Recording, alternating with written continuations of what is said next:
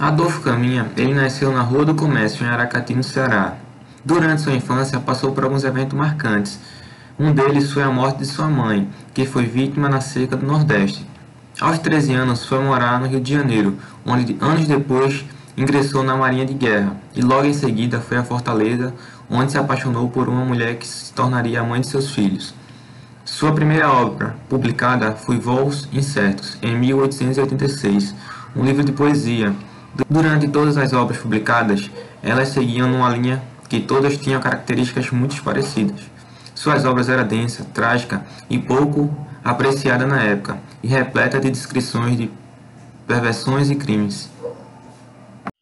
Galera, meu nome é Plínio Fabrício e agora minha equipe vai fazer uma análise bem detalhada da obra do Adolfo Caminha, que é o livro Bom Crioulo.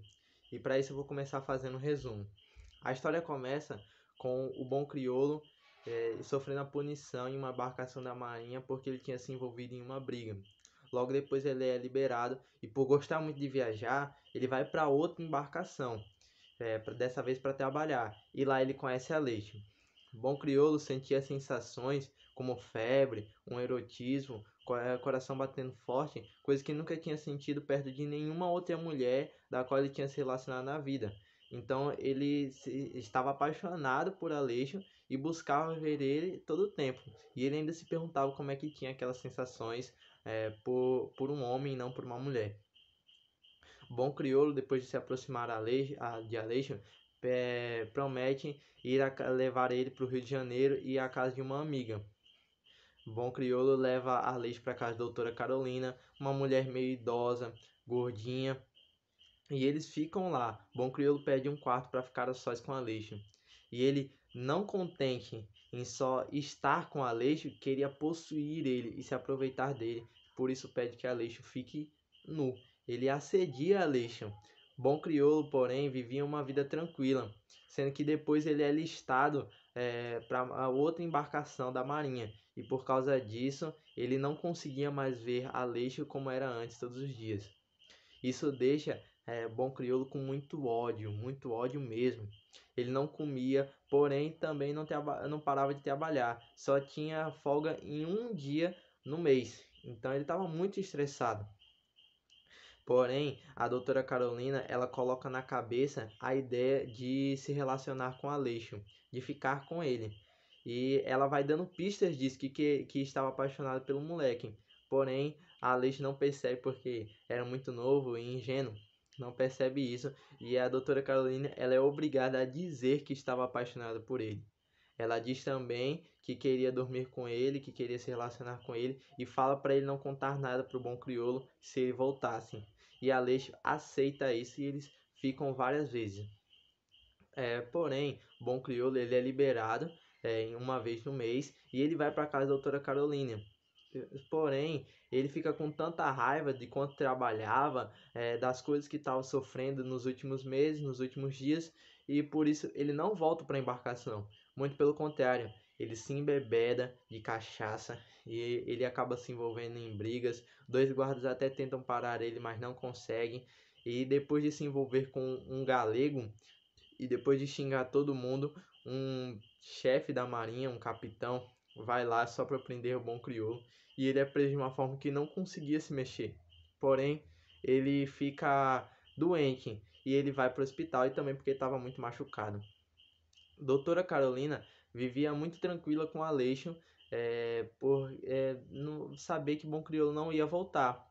Porém, Bom Crioulo já estava suspeitando por Aleixo não ter buscado falar com ele em momento nenhum e por ele já estar muito tempo no hospital que Aleixo estava com outro homem. Então ele manda uma carta para Aleixo ir vê-lo. Porém Aleixo não vai. Mas a doutora Carolina recebe a carta. A doutora Carolina, por se lembrar da força descomunal, o Bom Crioulo era muito forte, por se lembrar da força do Bom Crioulo, ela fica preocupada com o que ele poderia fazer. Avisa Aleixo, porém eles tentam continuar a viver uma vida normal. E eis que Bom Crioulo vê no hospital Herculano. Era um homem que estava com ele logo no primeiro capítulo da obra. ele reaparece feliz da vida, bem de vida, gordinho, forte, sem problema nenhum, sem arrependimento. E Herculano conta para o bom crioulo, depois de uma conversa, que Aleixo estava envolvido com uma mulher. Bom crioulo fica com tanta raiva porque na cabeça dele Aleixo só pertencia somente a ele. Ele fica com raiva, coloca uma navalha na cintura e vai atrás de Aleixo, vagando pela cidade até a casa da doutora Carolina. Até chegar lá, quando ele pergunta para o padeiro sobre doutora Carolina. E o padeiro conta que doutora Carolina estava inclusive amigada com o rapaz. Então, bom crioulo, ele faz essa ligação. Aleixo estava se relacionando com doutora Carolina e doutora Carolina estava amigada com Aleixo. Sendo que logo depois dessa conversa, Aleixo aparece, feliz da vida. E bom crioulo vai para cima dele com muita raiva. E aí eles brigam e Aleixo não consegue fazer nada, porque ainda, apesar de ter ficado mais forte com o passar do tempo, desde a primeira vez que se conheceram, ele ainda não era páreo para o bom crioulo. Depois da briga, as pessoas vão ver o que foi que aconteceu, porém as pessoas não se preocupavam com o bom crioulo, se preocupavam com Aleixo, porque não estava mais vivo. E esse é o fim da obra.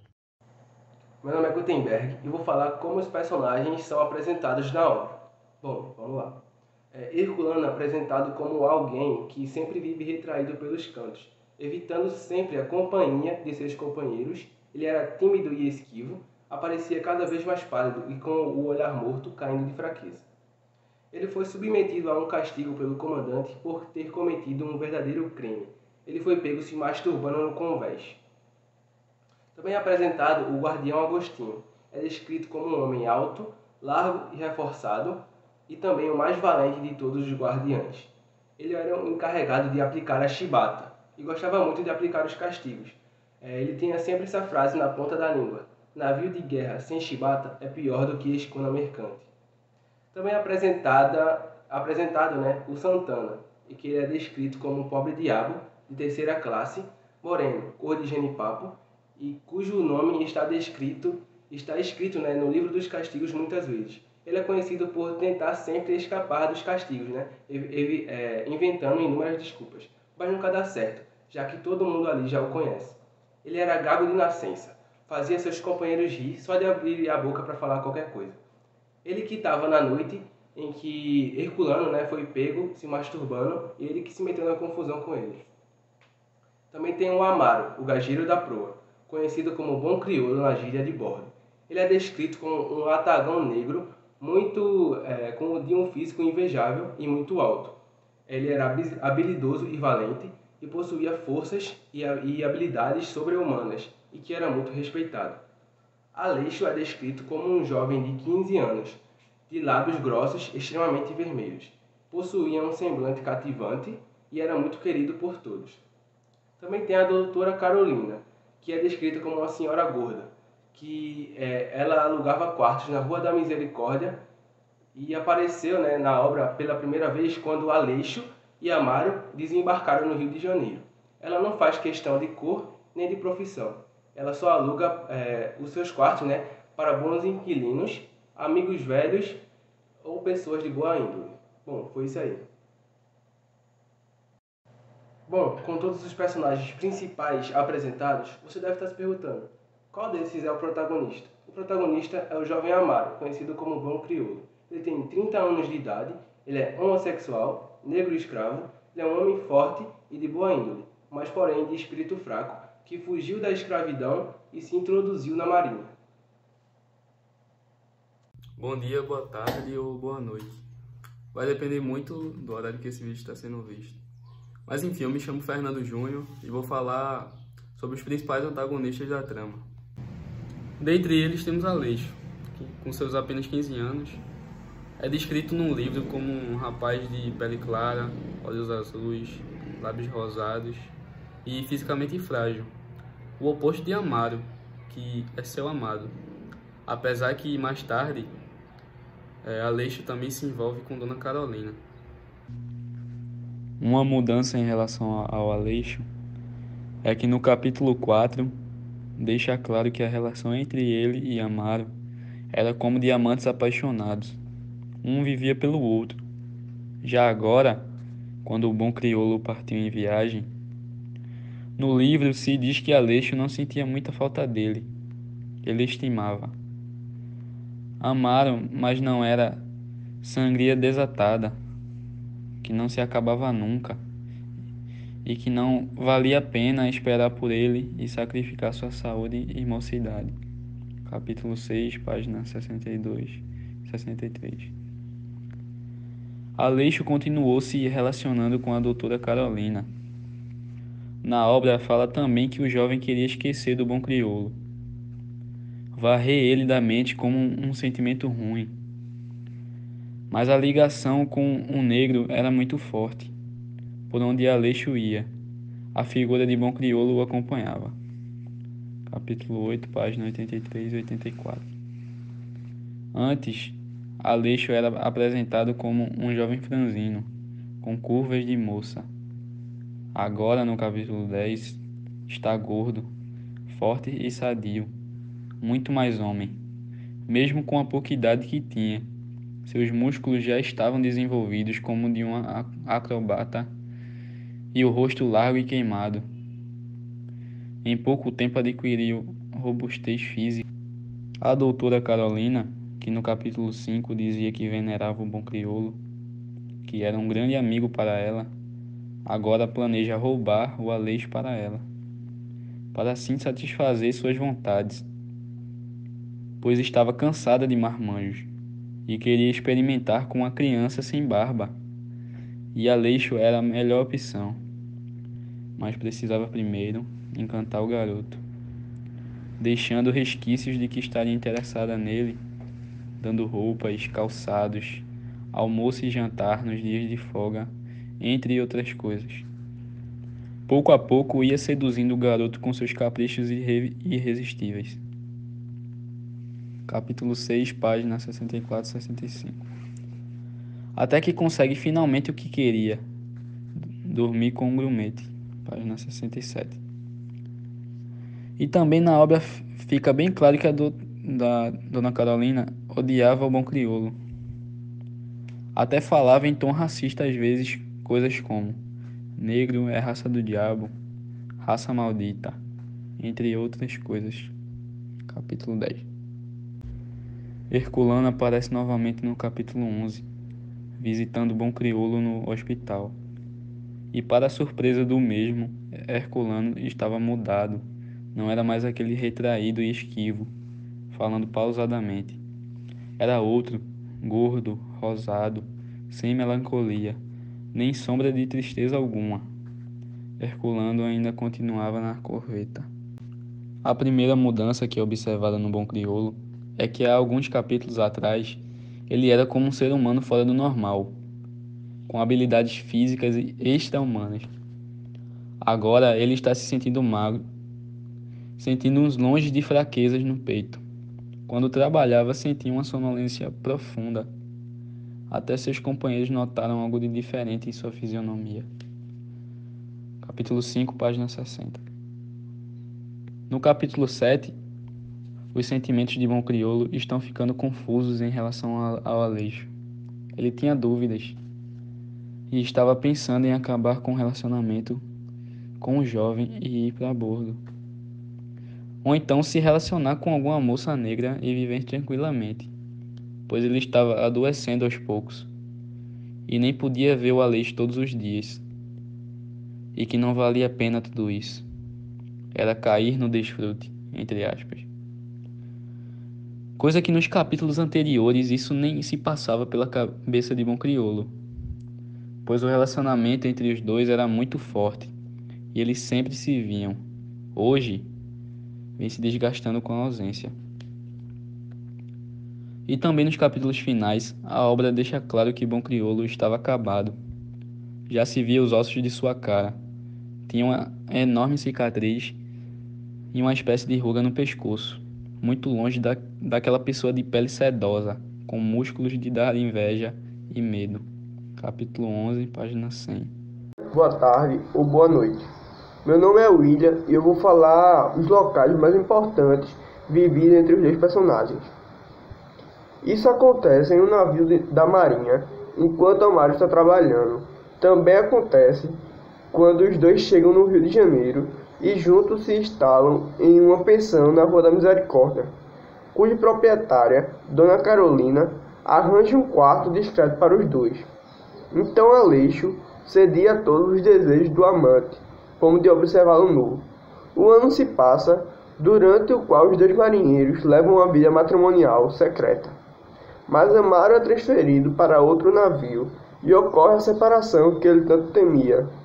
Amaro, ansioso para rever o amante, desobedece às ordens superiores e conduz um bote de mantimentos, atraca no porto do rio e se dirige à pensão, mas Aleixo não aparece e desperta desconfiança e ciúmes em Amaro. Na ausência de Amaro, Dona Carolina seduz Aleixo. No cais, ainda perturbado pelos ciúmes, embriaga-se e acaba brigando. A polícia é chamada e Amaro é aprisionado e entregue ao comandante do navio, que de volta ao navio o castiga de forma tão dura que o marinheiro é conduzido ao hospital. Ali sofre pelas dores físicas e pelas dores de não ter a visita de Aleixo. Envia-lhe um bilhete, mas Dona Carolina intercepta.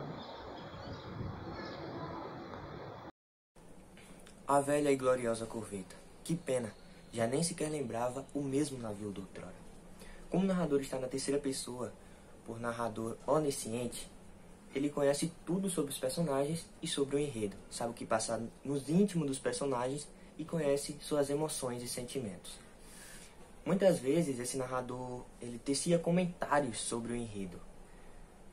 Quando ele fala, já que nem sequer lembrava o mesmo navio do outrora, essa é uma clara demonstração que o narrador ele sabe o que passa na cabeça dos personagens, sabe o que passa com os personagens e pode agir livremente falando sobre os personagens e os seus sentimentos. Bem, vamos falar agora sobre as funções da linguagem que se encontra no livro O Bom Crioulo. Primeiro vamos entender o que é a função da linguagem. A função da linguagem é a forma em que o falante pode passar a mensagem. Existem 6 tipos: a referencial, emotiva, apelativa, poética, fática e metalinguística. A primeira, a referencial, tem como principal função informar e saber determinado assunto. Exemplo está na página 11, que diz assim: no século XX, o consumo e a produção de livros aumentaram drasticamente. A segunda, a emotiva, tem como principal função transmitir o sentimento do emissor. Um exemplo é na página 51, que diz: pobre cadela sem dono, passou misérias. A terceira, a apelativa, tem como principal função influenciar, convencer, persuadir o receptor. Um exemplo é na página 67, que diz: senta-se, deixa de tolice, filho. A quarta, a poética, tem como principal função de transmitir uma mensagem estruturada, com palavras selecionadas para produzir um efeito estético. Um exemplo é na página 27, que diz: era uma felicidade estranha, um bem-estar nunca visto, assim como um começo de loucura inofensiva e serena que o fazia homem 20 vezes e o tornava mais forte e temperado para as lutas da vida. A quinta, a fática, tem como principal função estabelecer um canal de comunicação. Um exemplo é na página 30, que diz: eu me chamo Aleixo, disse o gruente, abaixando o olhar calouro. Coitado, se chama Aleixo, tornou o bom crioulo, e imediatamente sentirá a vista de cima do pequeno, e com a mesma voz branda e carinhosa: pois olhe, eu me chamo bom crioulo. Não se esqueça, quando alguém o provocar e o fizer qualquer coisa, estou aqui, eu, para o defender. A sexta, a metalinguística, tem como principal função explicar. Um exemplo é na página 7, que diz: o que é livro? Para o fim estético, na década de 60, a Unesco considerou o livro uma publicação impressa não periódica que constava no mínimo 49 páginas, sem contar com a capa.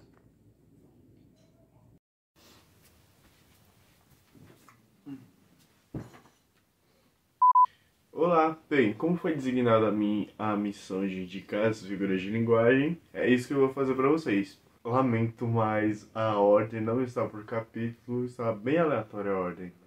Mas eu vou, de qualquer forma, transparecer as figuras de linguagem para vocês, ok? Bem, no primeiro capítulo temos uma comparação. Singrado, águas da pátria, quase lúgubre, na sua marcha vagarosa. Ele ainda vinha, não já como uma enorme garça branca, flechado e líquida planície, mas lenta, pesada, como se fosse um grande morcego apocalíptico de asas abertas para o mar. Bem, temos agora, no terceiro capítulo, uma hipérbole. Seu desejo era abraçar o pequeno ali, na presença da guarnição, devorá-lo de beijos, esmagá-lo de carícias. Ainda no terceiro capítulo, temos uma prosopopeia. Agora sim, todos regozijavam com a esperança de chegar breve, em paz e salvamento. A Guanabara lá onde havia sossego e bastança. Lá onde a vida corria suave e cheia de tranquilidade, porque se estava perto da família, de fronte da cidade, sem os cuidados de quem anda no alto mar. Ainda no terceiro capítulo temos uma metonímia. O sol das 2 horas caía obliquamente, pontos de reflexos de ouro sobre telhados, vigoroso e torrencial. Pulverizado, crisólitos, brilho raro ao longe das vidraçarias. Uma opulência de luz nunca vista. Agora no nono capítulo temos uma analogia. Aleixo fazia padecer das noites inteiras, dias sucessivos, como ave que se debate em uma estreita gaiola de ferro. No quinto capítulo temos o clímax.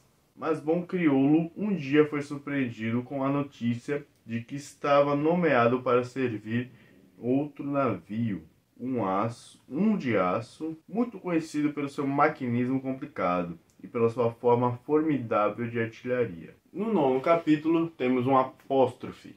Entretanto, que de recordações povoava-lhe o cérebro à noite quando só era bom crioulo.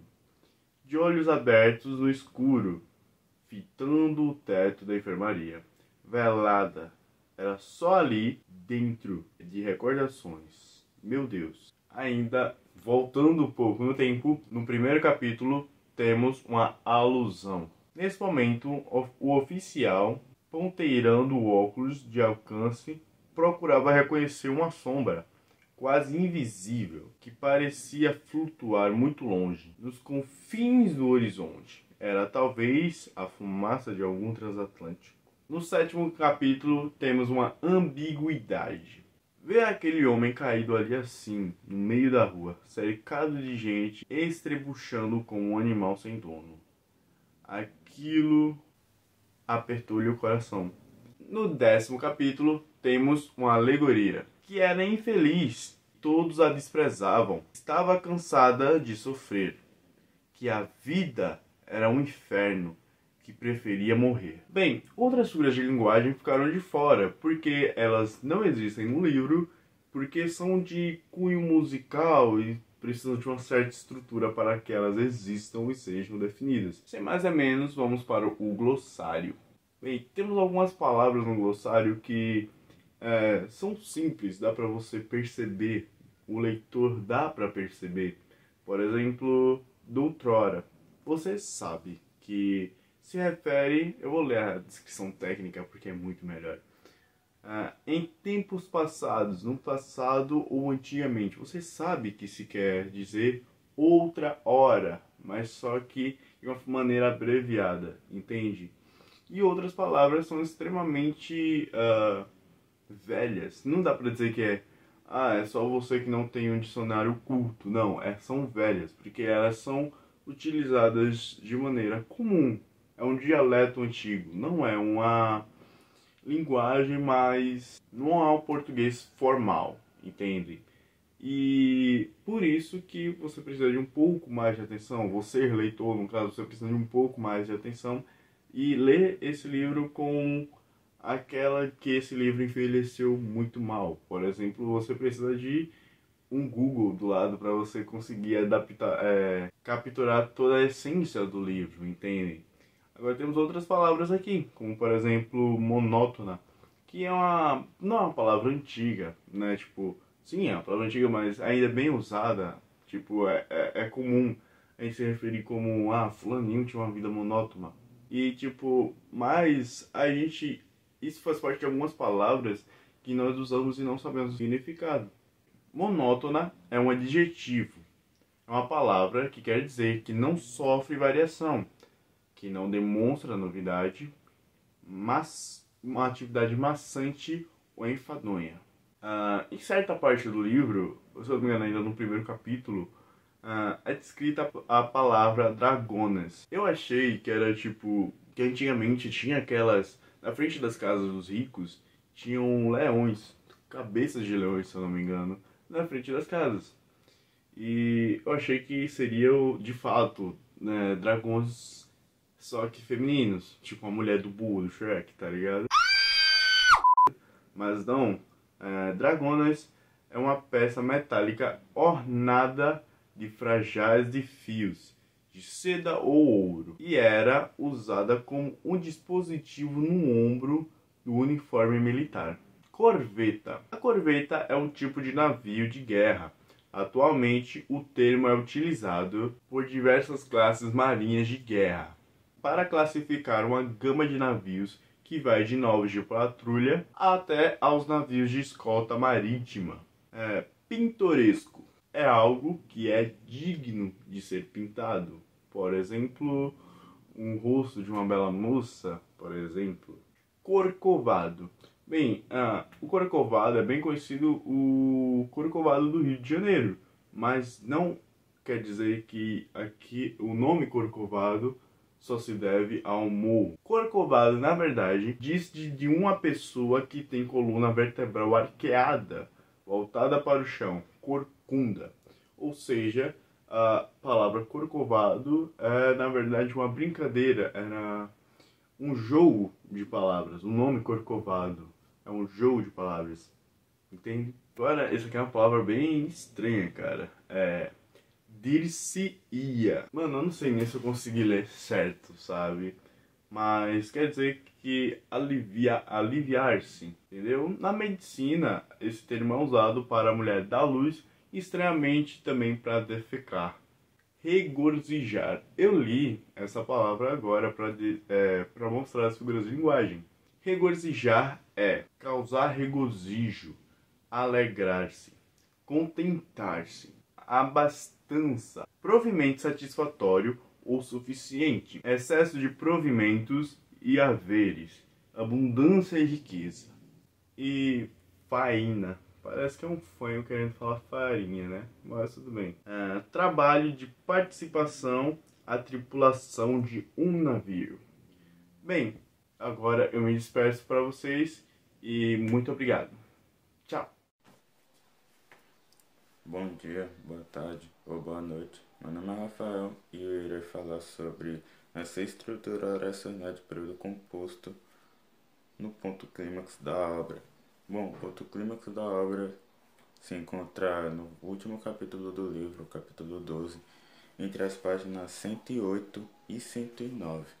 Bom, a estrutura oracional composta nesse ponto clímax temos, no caso, orações coordenadas sintética aditiva, orações coordenadas sintética adversativas, orações coordenadas sintéticas conclusivas, orações coordenadas sintética explicativa, orações subordinadas adverbial causal e oração subordinada adverbial final.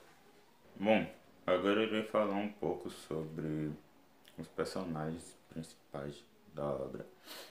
Temos o Amaro, o protagonista da obra, mais conhecido como o Bom Crioulo. Ele era um ex-escravo de uma fazenda, acabou fugindo e se empregando em uma embarcação. Ele se tornou um marinheiro. Bom, Ele é uma pessoa forte, né? Como ele era um escravo bem alto, forte, e também ele era uma pessoa gentil. Mas ele tem um problema, que quando ele bebia, ele se tornava uma pessoa violenta, se metia em confusão, e junto a ele levava uma adaga, e com essa adaga ele acabava realmente cometendo algumas violências. Bom, temos o Aleixo. O Aleixo, ele é outro marinheiro, um marinheiro adolescente, branco, dos olhos claros, loirinho, bem delicado ele. E é esse marinheiro que vai acabar tendo aquela relação com o protagonista da obra, o Amaro, o Bom Crioulo. E temos a de Carolina, né? A Carola Bunda. Ela é uma ex-prostituta que aluga quartos na sua pensão para pessoas de certa ordem. E essa personagem que vai acabar dando em cima de Aleixo, vai tentar seduzir Aleixo e até consegue ter umas relações com Aleixo, enquanto o Amaro, o Bom Crioulo, estiver fora, estiver nas suas missões como marinheiro. Durante a leitura do livro, percebe-se que a obra é baseada num enredo de discurso de introdução, tendo em vista que nos primeiros capítulos apenas é apresentado a realidade do Bom Crioulo para o leitor. O tenente que estava de quarto no passadiço conferiu o relógio da algibeira, um belo cronômetro de ouro comprado em Toulon. Torceu o bigode, passou uma vista de olhos no aparelho e, dirigindo-se para a espada que descansava junto ao mastro, numa voz clara um pouco metálica: Cometa. Era um oficial distinto, moço, moreno, os olhos vivos e inteligentes, grande calculista, jogador da sueca e autor de um tratado elementar de navegação prática. Quando havia conflito no Cais Paurox, já toda a gente sabia que era o Bom Crioulo às voltas com a polícia. Reunia povo. Toda a população do litoral corria enchendo a praça, como se tivesse acontecendo uma desgraça enorme. Formavam-se partidos a favor da polícia e da marinha, uma coisa indescritível. Quando o Scaler, que o conduzia, se afastou da ponte, onde os companheiros acenavam com os bonés, no entusiasmo comovente, ele sentiu a quentura de uma lágrima fugitiva descer-lhe o rosto abaixo, e, disfarçando, pôs-se também a acenar, em pé, na embarcação, vendo sumirem-se, pouco a pouco, na bruma do crepúsculo, os contornos da ilha e as saudações da maruja.